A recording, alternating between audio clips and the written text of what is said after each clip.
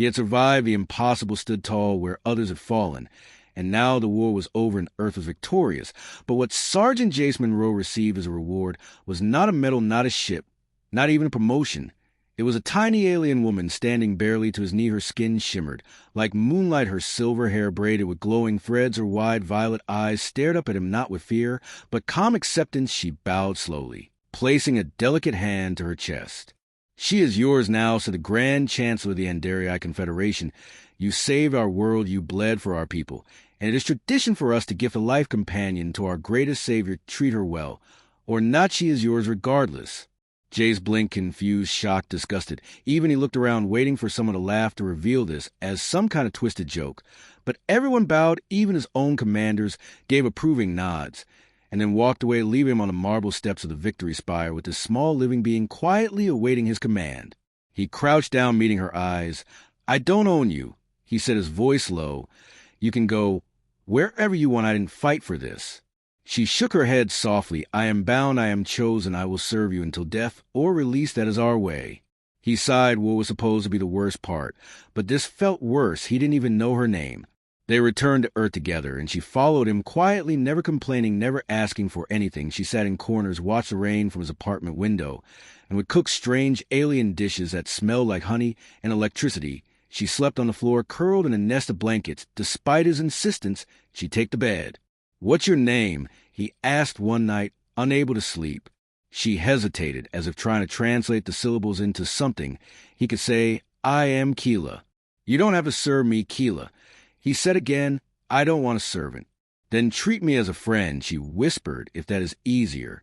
He did. Weeks turned into months, and Jace found himself growing used to her presence, her tiny footsteps across the hardwood floor, the hum of her voice.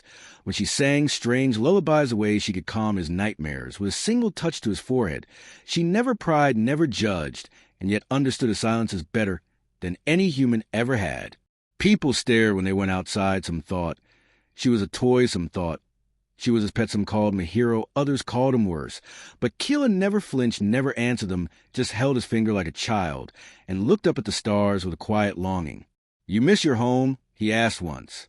"No," she said, "simply I was bred for this, born for this, but sometimes I wonder what it would be like to choose my own path." "Then choose it now," he said, his voice suddenly fierce. "Choose anything, and I will help you do it." Keela looked at him, and for the first time her composure cracked, and a single tear slid down her cheek. "I choose to stay with you, not because I must, but because I want to." Jace felt something shift in his chest, something deeper than affection, something terrifying and pure.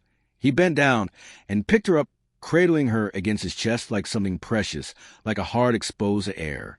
He designed a life around her, a home with furniture, her size, tools, and books.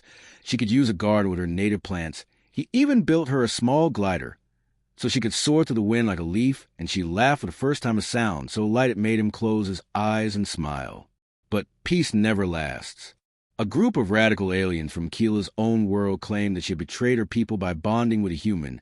They stormed his house one night, weapons drawn, demanding she return, fulfill her breeding cycle. With a high-born, noble Keela stood firm, refusing even as they threatened to tear her from his arms. Jace didn't hesitate. He moved faster than they expected, dropping two of them with precision strikes and shielding Keela with his body. But there were too many. He was pinned down, his arm broken, blood pouring from his lip. Then Keela stepped forward, lifting her hands, glowing, her body radiating with a power Jace had never seen before. Her voice echoed like thunder, "Leave him, or I will show you why I was chosen." The aliens froze, hesitated, then fled. Jace lay on the floor, stunned, watching as she kneeled beside him, her tiny hands glowing as she touched his wounds, healing him slowly, painfully. He tried to speak, but she silenced him with a look. "I am not helpless," she said softly. "I was given to you, yes, but I am not weak. I chose you, Jace, and I will defend that choice." From that day on, things changed. People saw her differently, not as property, not as a novelty, but as a being of power and grace. She became a symbol of peace between Earth and Confederation, and she stood always at Jace's side, never behind, never beneath. Years passed, and their bond only deepened. Jace never married, never looked at another woman.